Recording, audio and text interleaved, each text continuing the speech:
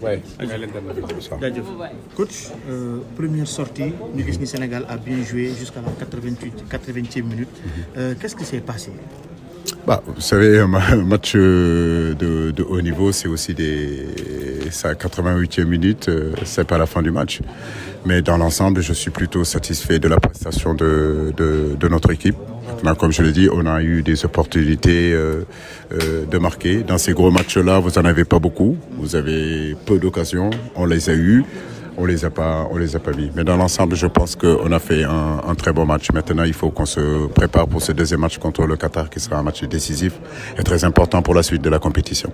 Qu'est-ce qui manque au Lyon, un finisseur pour justement concrétiser ces occasions? Effectivement, il nous faut finir. Comme je le dis, dans les 30 dernières mètres, je pense qu'on n'a pas été on n'a pas beaucoup pesé. Et il est important dans cette animation offensive aussi, je pense que dans ces 30 derniers mètres, d'être beaucoup plus efficace, beaucoup plus agressif et surtout de mettre de plus en plus l'adversaire en danger. Ça n'a pas été le cas.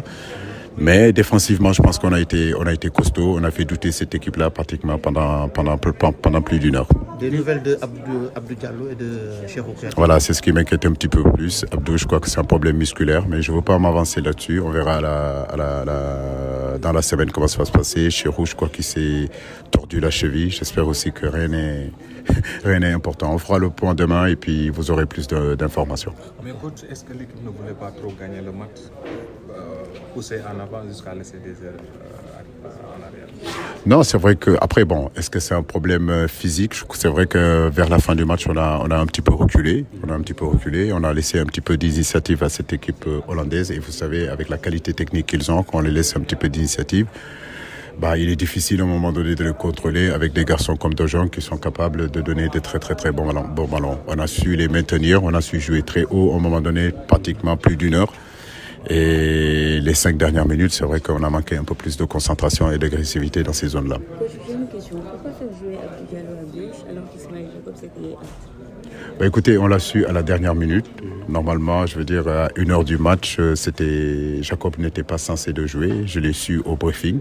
Et comme on a travaillé pratiquement toute la semaine, en réalité, avec une composition d'équipe pour mettre Abdou Diallo à gauche, vous ne pouvez pas changer à 5 minutes. On a préféré le mettre sur le banc. Et il a fait une très très bonne entrée. Le Qatar, adversaire de mur, tout comme le Sénégal, ce sera une finale. Tout à fait.